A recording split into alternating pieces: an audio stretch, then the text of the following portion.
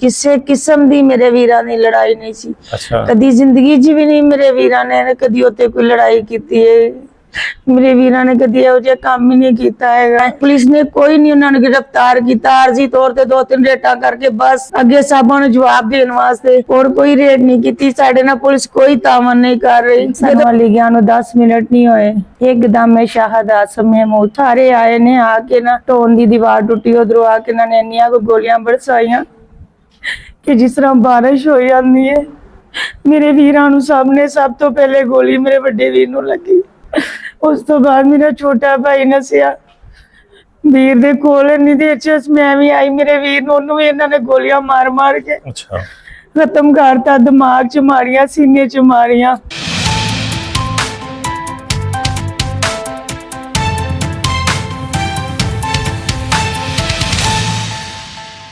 बिस्मिल्लाहिर्रहमानिर्रहीम। आप देख रहे हैं एमबी न्यूज़ टीवी। मैं हूं आपका होस्ट राना दिलशाद। नाज़रीन, शादरा में अपनी बहन नगीना से मिलने जाने वाले 2 भाइयों की कफन में लिपटी लाशें घर पहुंची। वहां पर क्या हुआ जानते हैं नगीना से। अस्सलाम वालेकुम जी। वालेकुम अस्सलाम। ਵੀਰੇ ਅਸੀਂ ਸਵੇਰ ਆਪਣੀ ਪੈਲੀ ਤੇ ਗਏ ਆ, ਮੇਰੇ ਵੀਰ ਮੇਰੇ ਨਾਲ ਗਏ। ਅਸੀਂ ਉੱਥੇ ਖੜੇ ਸਾਂ, ਮੇਰਾ ਭਾਈ ਮੈਂ ਭਾਈ ਨੂੰ ਕਿਹਾ ਆਇਆ ਫੁੱਲ ਚੁਗਨੇ।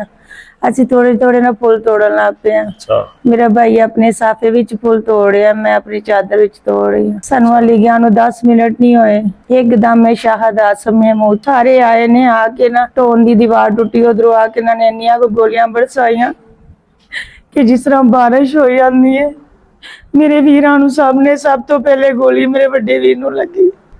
ਉਸ ਤੋਂ ਬਾਅਦ ਮੇਰਾ ਛੋਟਾ ਭਾਈ ਨਸਿਆ ਵੀਰ ਦੇ ਕੋਲ। ਇੰਨੀ ਦੇਰ ਚ ਮੈਂ ਵੀ ਆਈ, ਮੇਰੇ ਵੀਰ ਨੂੰ ਉਹਨੂੰ ਵੀ ਇਹਨਾਂ ਨੇ ਗੋਲੀਆਂ ਮਾਰ ਕੇ ਖਤਮ ਕਰਤਾ। ਦਿਮਾਗ ਚ ਮਾਰੀਆਂ, ਸੀਨੇ ਚ ਮਾਰੀਆਂ।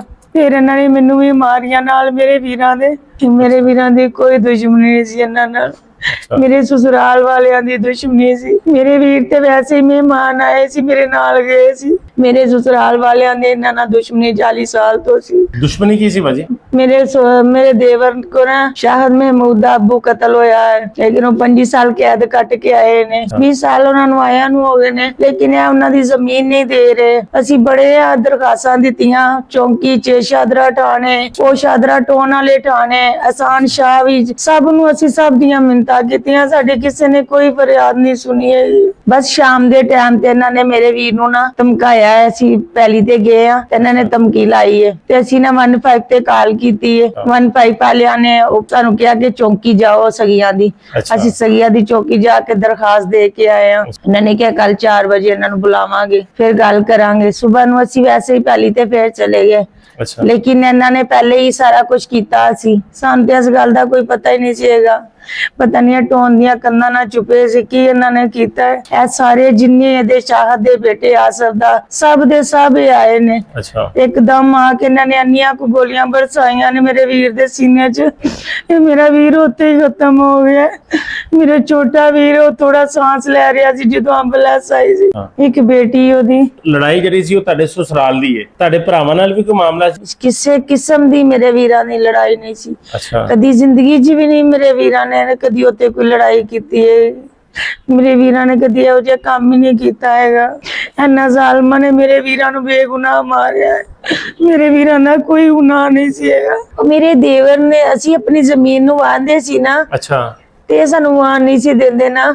ਤੇ ਪੁਲਿਸ ਵਾਲੇ ਸਾਨੂੰ ਕਹਿੰਦੇ ਤੁਸੀਂ ਜਾ ਕੇ ਵਾਓ, ਤੁਹਾਡਾ ਕਬਜ਼ਾ ਹੈ। ਉਹਨਾਂ ਨੂੰ ਕਹਿ ਦਿੰਦੇ ਸੀ ਹਾਂ ਤੁਸੀਂ ਸਟੇ ਲਾ ਲਓ, ਤੁਸੀਂ ਇੰਜ ਕਰ ਲਓ, ਤੁਸੀਂ ਇੰਜ ਕਰ ਲਓ। ਸਾਨੂੰ ਕਹਿ ਦਿੰਦੇ ਤੁਸੀਂ ਜਾ ਕੇ ਵਾ ਲਓ। ਲੇਕਿਨ ਅਸੀਂ ਪੌਦੇ ਲਗਾ ਕੇ ਆਏ 2 ਦਫਾ, ਇਹਨਾਂ ਨੇ ਉਖਾੜ ਦਿੱਤੇ ਰਾਤ। ਸਵੇਰ ਫਿਰ ਅਸੀਂ 15 ਤੇ ਕਾਲ ਕੀਤੀ, ਪੁਲਿਸ ਆਈ, ਉਹਨਾਂ ਦੇਖਿਆ ਸਾਰਾ ਵਕੂਆ। ਫਿਰ ਉਹਨਾਂ ਨੇ ਥਾਣੇ ਇਹਨਾਂ ਨੂੰ ਬੁਲਾਇਆ। ਇਹ ਨਹੀਂ ਆਏ ਜੀ, ਸਾਡੀ ਚਾਚੀ ਮਰ ਗਈ, ਸਾਡੀ ਤਾਈ ਮਰ ਗਈ। ਜਿਸ ਤਾਈ ਕਨਾਲਾ ਸਾਡੀ ਇੱਥੇ ਟੋਨ ਵਿੱਚ ਨੇ।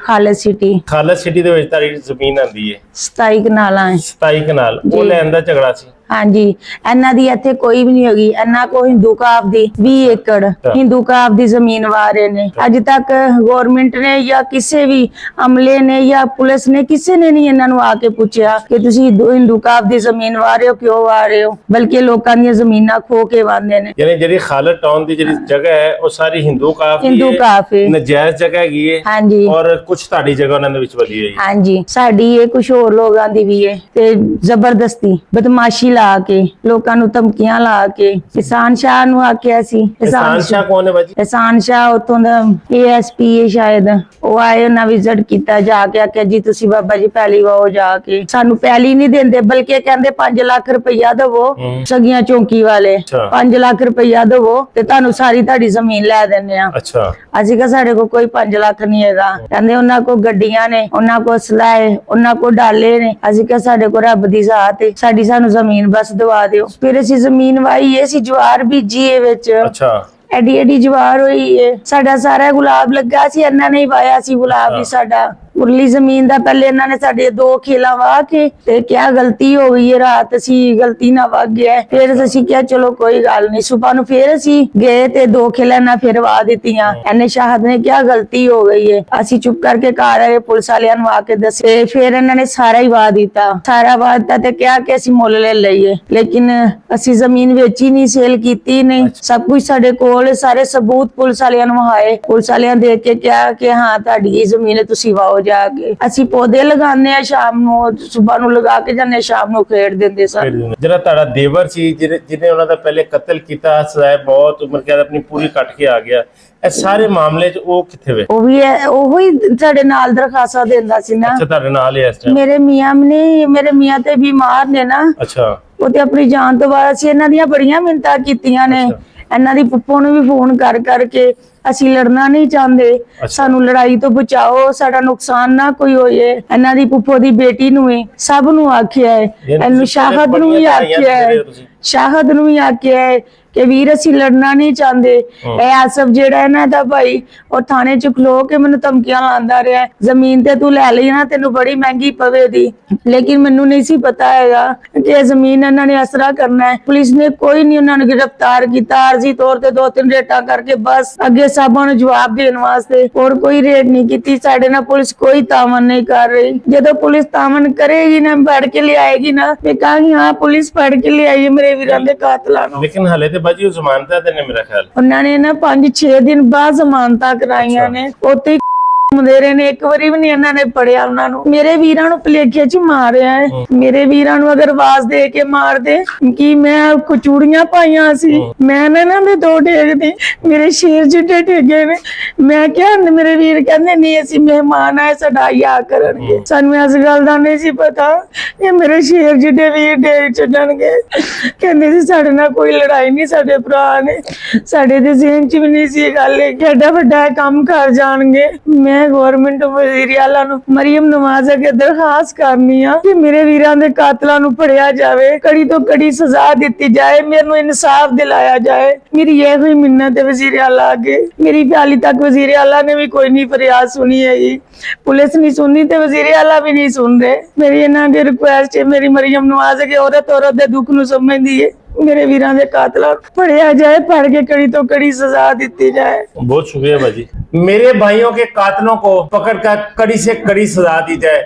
इस सूबे की वजीर आला खातून है जिसने अपनी पहली तकरीर में कहा था कि मेरे होते हुए मेरे सूबे में किसी औरत के खिलाफ जुल्म नहीं होगा, लेकिन यहाँ पर तो दिन दहाड़े एक खातून नगीना अपनी जमीनों पर जाती है जहाँ पर वो गुलाब के फूल लगाती है, वहां पर गुलाब जैसे भाई अपनी बहन को मिलने आते हैं, वो गुलाब के फूल खून से रंग दिए जाते हैं। इसी नगीना को भी 6 गोलियां मारी। आज नगीना 4 पे पर लेटी किसी मसीहा का इंतजार कर रही है। उसको बड़ी उम्मीद है कि मरियम नवाज मेरे पास आएगी, मेरा दुख सुनेगी। मुझे कोई पैसा नहीं चाहिए, मुझे सिर्फ इंसाफ चाहिए। नाज़रीन, आपने नगीना बहन की सारी बातें सुनी। कमेंट बॉक्स में अपनी राय से जरूर आगाह कीजिएगा। इजाजत दीजिए, अल्लाह हाफिज।